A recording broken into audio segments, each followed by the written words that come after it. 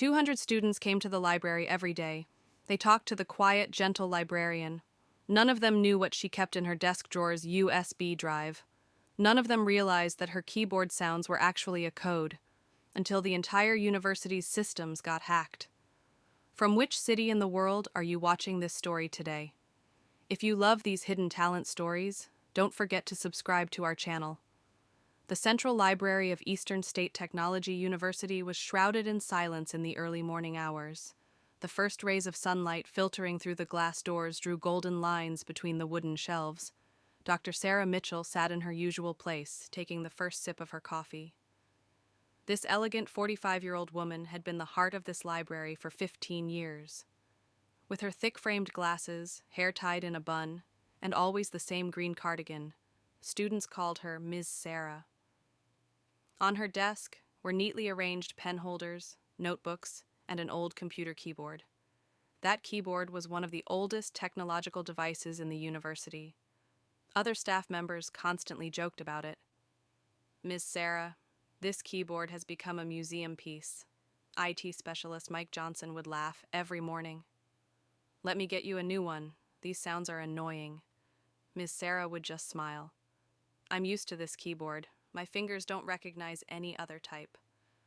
No one knew what that habit actually meant.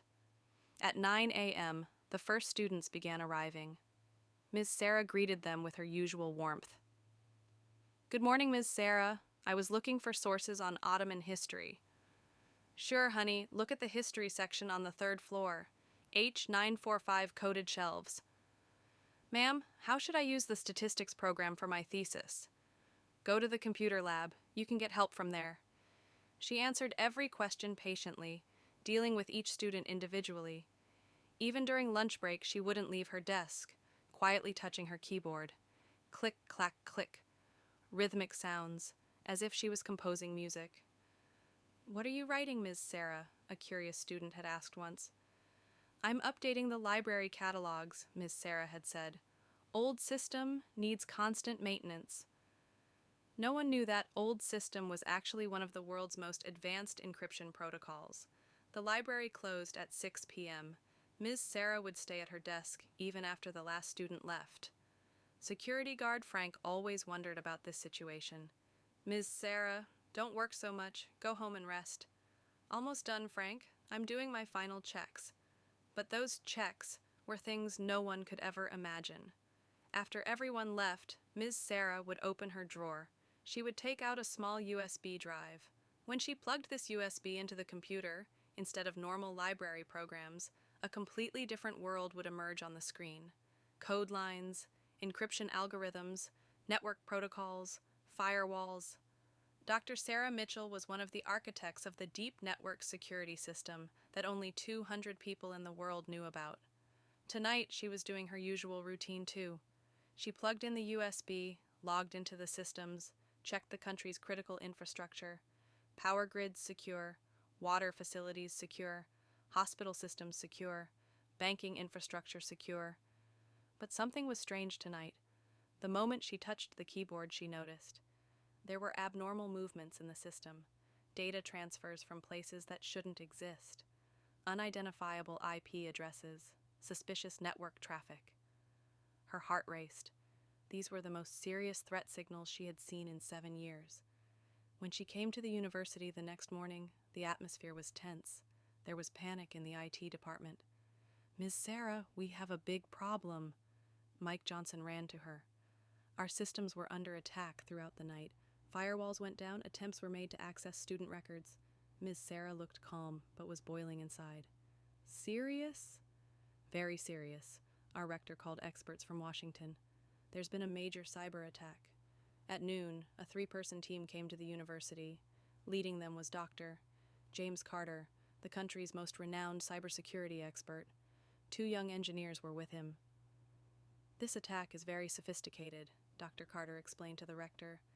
The attackers are using the university systems only as an entry point.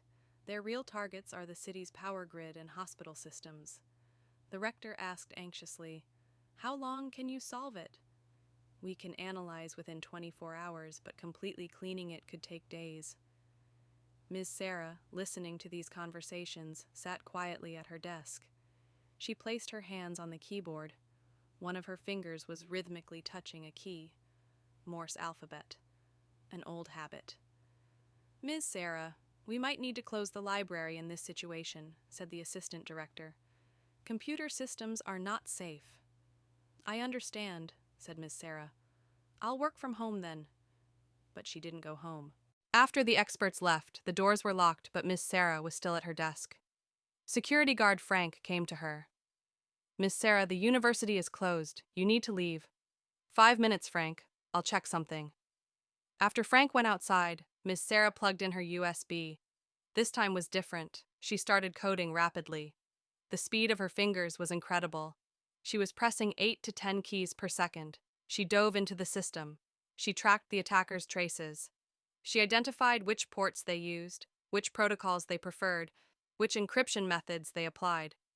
45 minutes later, she found the source, a hacker group coordinated from Russia using servers in 3 different countries. They called themselves Digital Wolves. But this was just the beginning. She needed to hack back into their system. She worked until midnight, coding, testing, developing algorithms. The sounds of the old keyboard echoed in the night silence. At 3 a.m., she finally succeeded. Not only did she clean the university systems, but she also crashed the attacker's own servers. But her most important discovery was different. This attack wasn't coincidental. It was part of a coordinated operation targeting the country's energy infrastructure. She immediately called Washington through secure lines. She used her old code name. This is Cipher 7. Red alarm. National infrastructure threat. When she came to the university early in the morning, Dr. James Carter and his team were in shock. "This is impossible!" Dr. Carter shouted. "The systems have been cleaned, all traces of the attackers have been erased, and even a counterattack has been made." The rector asked curiously, "Who could have done this?" "There are at most 5 people in America who can do this job, and all 5 of those people are currently in Washington." Miss Sarah was quietly listening to these conversations. Dr. Carter noticed her. "You're the university's librarian, aren't you?" "Yes." "Were you here last night?" "Yes, I worked until late hours." Dr. Carter looked thoughtful. "Did you notice anything strange? Unusual sounds? Lights?" Miss Sarah smiled. "I only heard my own keyboard sounds." At that moment, his phone rang. Dr. Carter answered urgently. His face changed as he spoke. "What? Cipher 7 is active? Who made the activation?" He hung up and looked around. "Guys, there's new information about the situation. This operation wasn't coincidental. Someone acted before us." The rector asked anxiously, "What do you mean?" "Someone codenamed Cipher 7 solved the entire operation on their own last night. Not only the university systems, but also prevented the threat to national infrastructure." "Who is Cipher 7? Dr. Carter was thoughtful. "We don't know. They've been missing for 8 years. The last time was the person who prevented the 2016 Boston cyber attack." Ms. Sarah slowly stood up. She opened her drawer and took out that small USB drive. She placed it on the table. "Cipher 7 is here," she said in a calm voice. Dr. Carter froze. "What did you say?" "I am Cipher 7. Doctor, Sarah Mitchell, cybersecurity specialist. I've been on covert duty since 2016. Everyone in the room was shocked. The rector adjusted his glasses. "Ms. Sarah, you're our librarian." "I'm a librarian during the day. At night, I protect the country's cybersecurity." Dr. Carter approached the USB. "How is this possible?" Ms. Sarah pointed to her keyboard. "This old keyboard is actually custom made. Each key corresponds to a different encryption algorithm. I've been sitting at this desk for 15 years, protecting the country's cyber infrastructure." "But why secret?" "The safest place is where you can remain hidden. No one thinks that a librarian lady is actually a cyber warfare expert." Dr. Carter opened his phone. "Washington? We found Cipher 7. Yes, she was safe. Yes, she was on duty." He hung up and looked at Ms. Sarah. "They're calling you back to active duty." "I was already active. Miss Sarah smiled. No one just noticed.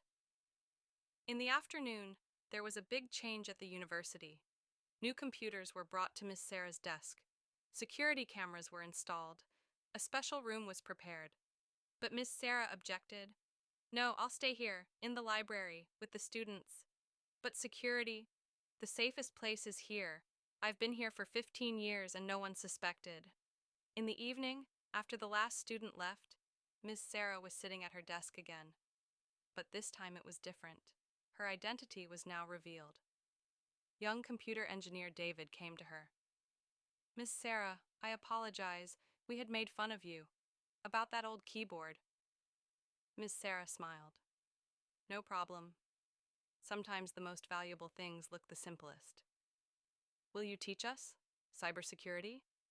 Of course. But first there's homework. You'll know every book in this library, because real security is not only in technology, but in knowledge. When she was alone at night, Miss Sarah plugged in her old USB for the last time.